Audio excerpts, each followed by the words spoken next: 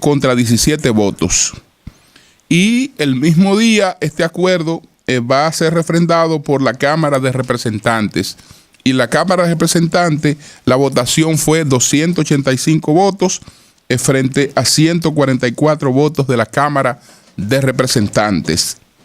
La lección número 1 ha sido la del diálogo y la posibilidad de buscar un acuerdo para no perjudicar más de lo que ya se había hecho a la nación estadounidense.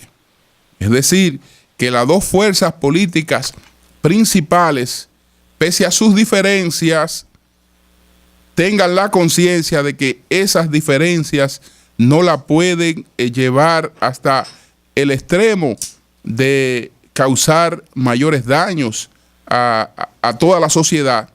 Eso es importante y probablemente por la forma en la que ha ocurrido la solución, mucha gente pensarán y dirán que el problema no debió llegar tan lejos, porque el asunto ha sido solucionado sin que el presidente Barack Obama tuviera que sacrificar un asunto que para mí era esencial desde el punto de vista de la institucionalidad, que es lo más importante.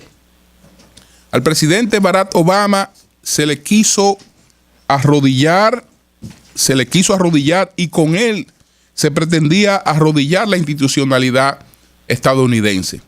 ¿Por qué? Porque se buscaba o la derogación o la no aplicación o la posposición de la ley de sanidad asequible, que es la reforma de salud del presidente Obama, lo que es mejor conocido como el Obamacare, es decir, la ley de sanidad asequible. Y el acuerdo que se llevó a cabo entre demócratas y republicanos no sacrifica para nada esta ley. Y esta ley, buena o mala, no debió ser sacrificada. ¿Por qué? Porque esa ley recorrió todo el trayecto de la institucionalidad. Esa ley primero fue una iniciativa del Ejecutivo. Esa iniciativa del Ejecutivo va a un amplio debate en el Congreso. Y después de un amplio debate y de muchas negociaciones, el Congreso aprueba la ley de sanidad asequible.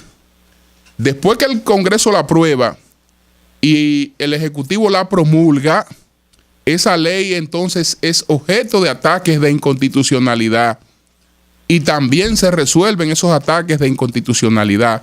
Es decir, que supera todos estos escollos, esa ley, y todos esos escollos fueron institucionales.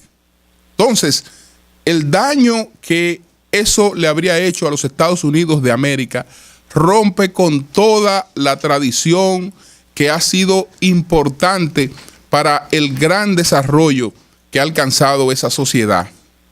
Del punto de vista marxista, siempre se ha creído que el grado de desarrollo institucional de un pueblo está determinado por su grado de desarrollo económico.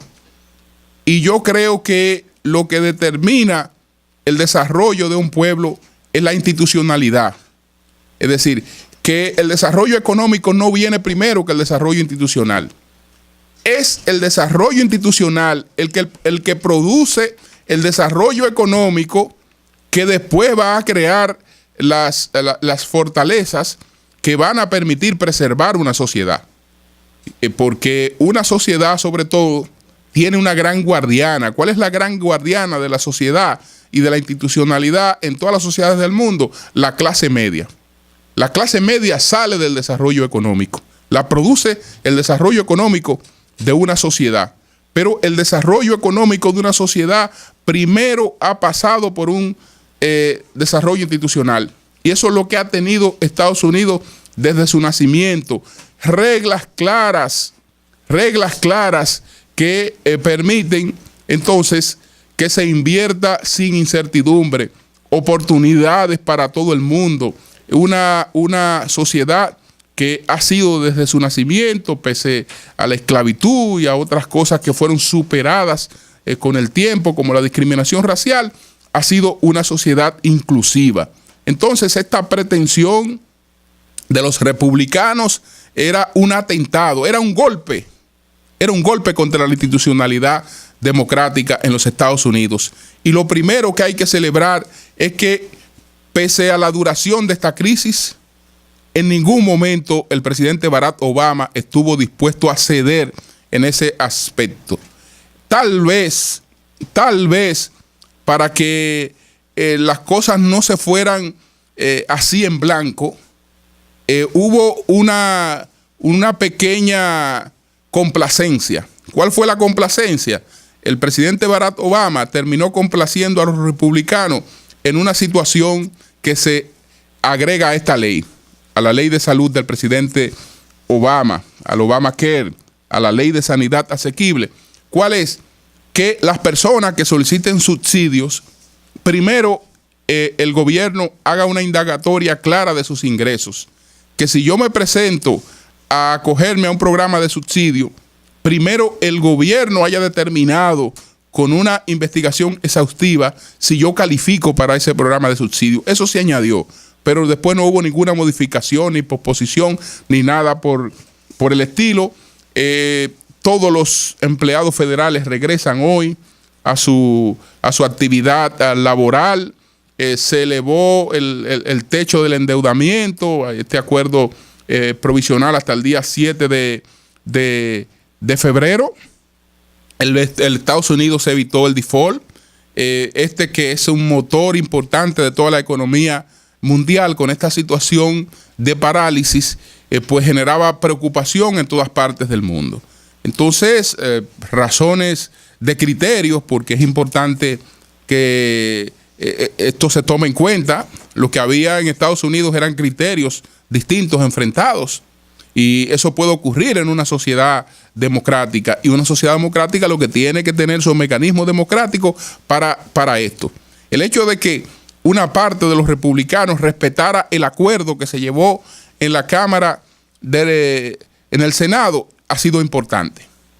Ha sido importante porque la indisciplina partidaria crea muchas dificultades. Hubo 2/3 de los republicanos que no lo acogieron, pero sí la mayoría necesaria para salir de este impasse que ha representado una gran experiencia para todos los Estados Unidos de América, y nos quita de paso a nosotros un elemento preocupante, porque nosotros en definitiva arrastrábamos las consecuencias de esa crisis presupuestaria en los Estados Unidos. El sol de la mañana.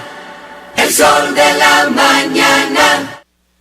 7:12 minutos. Yo quiero abordar como segundo tema el tema que hemos estado debatiendo en el país, el tema que ha dividido a la opinión pública, que ha dividido a la familia dominicana en lecturas e interpretaciones distintas desde otra óptica. Porque yo creo que a ambos lados de este debate hay personas que están interesadas en el desarrollo de la República Dominicana, y hay personas que sustentan su posición sobre la base del amor que tienen por su patria, el amor que tienen por su país. Y yo creo que en ambas aceras de este debate están esas personas, aunque puedan también estar personas interesadas en otras cosas en ambos lugares. Y entonces yo creo que es hora de, en medio de las diferencias, ir subrayando los puntos de coincidencias. Porque si en definitiva queremos lo mejor para el país, tendremos que ponernos de acuerdo. Y si hay puntos que yo creo que son puntos comunes, esto representa un gran avance. Yo leía, por ejemplo, un artículo que escribió Rosario Espinal. El artículo se titula El tollo migratorio, 10 errores. Y ella primero enumera lo que entiende que han sido los errores que ha cometido el país, que presenta 10 errores desde su punto de vista y después concluye haciendo algunas sugerencias. En cuanto a la primera parte de su trabajo, que es el asunto de los errores, el fundamental que ella plantea, yo lo comparto plenamente y lo he planteado como nadie, porque he sido insistente en esta posición, que es la que tiene que ver con la irresponsabilidad y el descuido histórico de nuestros gobernantes con relación a ese tema. Ese tema es un grave problema hoy para la República Dominicana por la irresponsabilidad con que sus gobernantes lo han asumido y han permitido que la temática siguiera creciendo. Y yo he hecho una relación histórica de lo que ha ocurrido desde los tiempos de la colonia hasta hoy.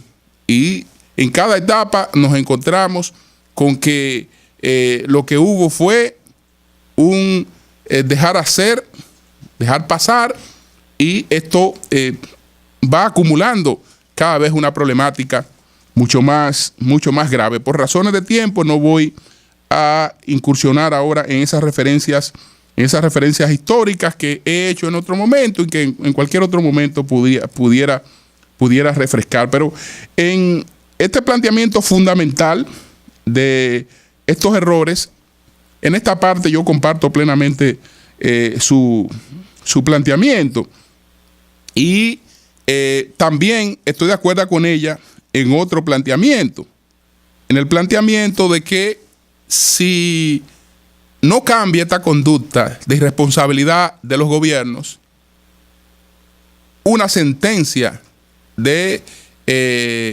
el Tribunal Constitucional no va a resolver ese problema de la irresponsabilidad. Plenamente de acuerdo. Hay otros aspectos que no comparto, pero cito estos dos aspectos de los errores que ella cita, que yo los asumo también y los comparto. En lo que sí estoy plenamente de acuerdo con ella es en su aterrizaje. Cuando ella, después de plantear estas cosas, entonces sugiere soluciones y sugiere salidas. Esas salidas que ella plantea, yo las comparto plenamente. ¿Y cuáles son las salidas que ella plantea? 4, básicamente. Ella dice que tenemos que tener un control efectivo de las fronteras. Tenemos que tener un control efectivo de las fronteras. Evitar que sigan entrando ilegales, evitar que sigan entrando armas, que siga entrando contrabando. Es decir, debe haber una política de control efectivo de la frontera. Plenamente de acuerdo con Rosario Espinal en ese sentido. Dice Rosario Espinal que debemos dar las visas de trabajo que son necesarias para la economía dominicana. Plenamente de acuerdo, eso lo ha planteado también José Laluz. Plenamente de acuerdo estoy con ellos en esa parte. Entonces, como tercera salida, ella plantea un programa de repatriación ordenada, admitiendo que el Estado dominicano es un Estado soberano. Si tiene un número que excede al que la economía requiere y al que la economía le puede dar visa de trabajo, pues entonces vamos a un programa de repatriación ordenada. Lo comparto plenamente. Y como cuarto, que es el punto donde puede haber mayor diferencia o alguna diferencia, pero en mi caso no la hay, ella plantea la nacionalidad para todos los que han nacido y se han criado en territorio de la República Dominicana. Entonces, cuando vemos estos 4 puntos que ella plantea, objetando la sentencia, yo me pregunto, y no sé por qué Melton Pineda dice a veces que estamos como los rotarios, discutiendo y de acuerdo. Yo no conozco la conducta de los rotarios, pero él siempre ha repetido eso, que estamos como los rotarios, discutiendo en puntos que estamos de acuerdo. Señores, estos 4 puntos que plantea Rosario Espinal, objetando la sentencia, porque ella considera la sentencia como un grave error histórico, son justamente lo que plantea la sentencia en su 5º dispositivo. Es decir, que estos 4 elementos que están aquí lo encontramos en el dispositivo número 5 de la sentencia, tanto en el dispositivo número 5 como en el dispositivo 6 de la sentencia, que yo lo puedo dividir en 7 tiempos. Y yo creo que conducen a lo que todo el mundo está pidiendo. Incluso la salida que el presidente Danilo Medina se ha comprometido a buscar, pues la sentencia, en definitiva, termina en las manos de él para que él pueda adoptar la iniciativa que juzgue más conveniente. Pero antes de esa iniciativa hay que dar una serie de pasos y veamos cuáles son los pasos que establece esta sentencia. La sentencia dispone, y este ha sido el aspecto más polémico, que la Junta Central Electoral ejecute las medidas que se indican a continuación. Entonces, ¿cuál es la primera medida? El primer paso: efectuar una auditoría minuciosa de los libros, registro de nacimiento, el registro civil de la República Dominicana desde el 21 de junio de 1929 hasta la fecha, dentro del plazo de 1 año, contando a partir de la notificación de esta sentencia, y renovable hasta un año más según el criterio de la Junta Central Electoral, para identificar e integrar una lista documental. Es decir, lo primero es hacer un registro, porque yo no sé cómo puede plantearse solución a un problema sin un registro. La medicina, en la medicina estadounidense, nosotros encontramos una gran diferencia con la medicina que se ejerce en la República Dominicana. Usted llega a un hospital de Estados Unidos revolcándose de un dolor, y ya he tenido alguna experiencia en eso, y a usted no le ponen la mano, usted puede estar horas ahí revolcándose de un dolor, no le ponen la mano hasta que no se determina cuál es el origen de ese dolor. Usted va a un hospital dominicano o una clínica, lo primero que hace es que le calman el dolor y después se empieza a investigar. Pero calmándole el dolor se puede cometer un error médico grave. ¿Por qué? Porque lo primero es auscultar. Si usted quiere resolver un problema, el problema tiene que partir de un estudio, tiene que partir de un levantamiento. Entonces, este es el primer paso que sugiere la sentencia.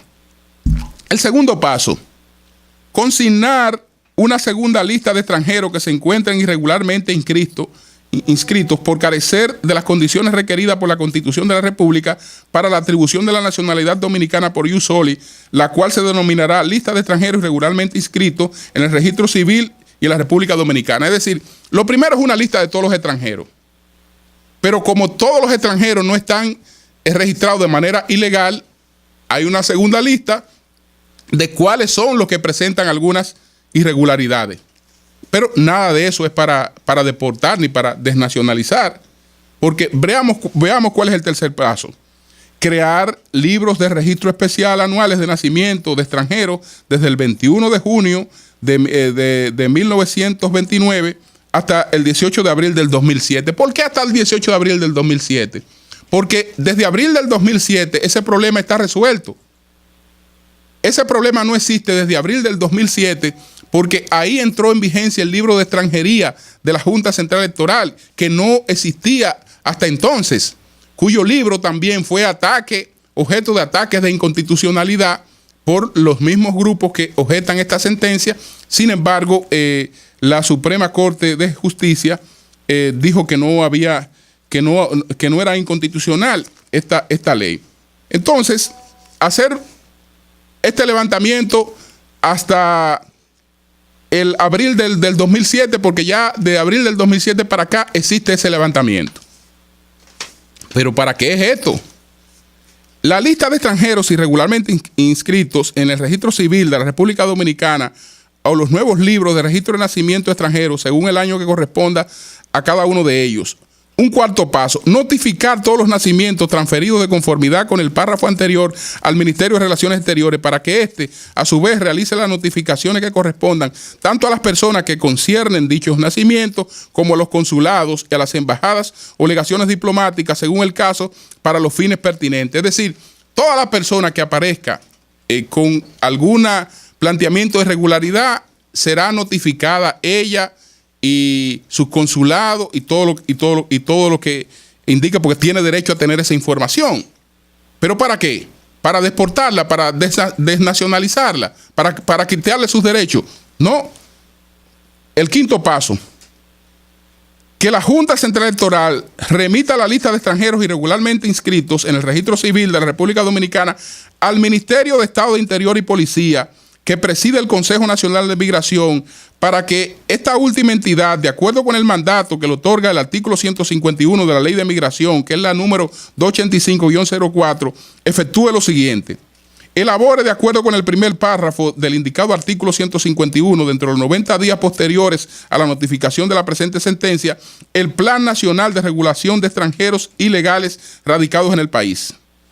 Entonces, el séptimo paso, que se rinda al Poder Ejecutivo, conforme con lo que dispone el segundo párrafo del referido artículo 151, un informe general del indicado Plan Nacional de Regularización de Extranjeros Ilegales y Radicados en el país, con sus recomendaciones dentro del mismo plazo enunciado en el presente literal.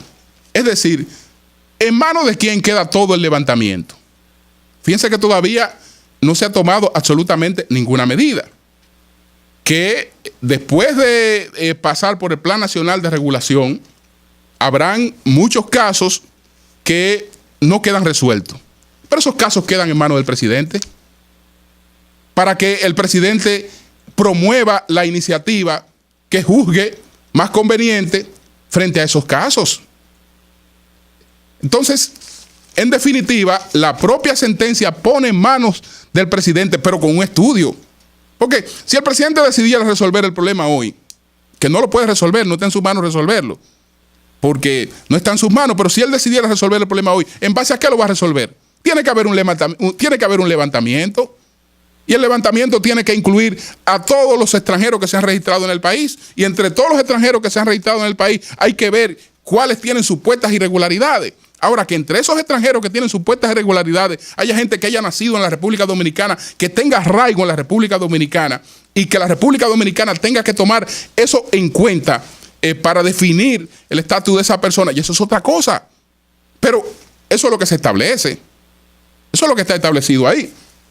Y en definitiva, esto es lo que plantea Rosario Espinal en su propuesta.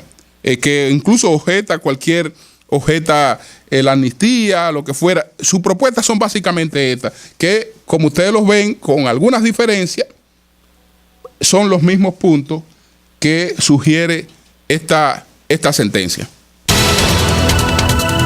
El sol de la mañana.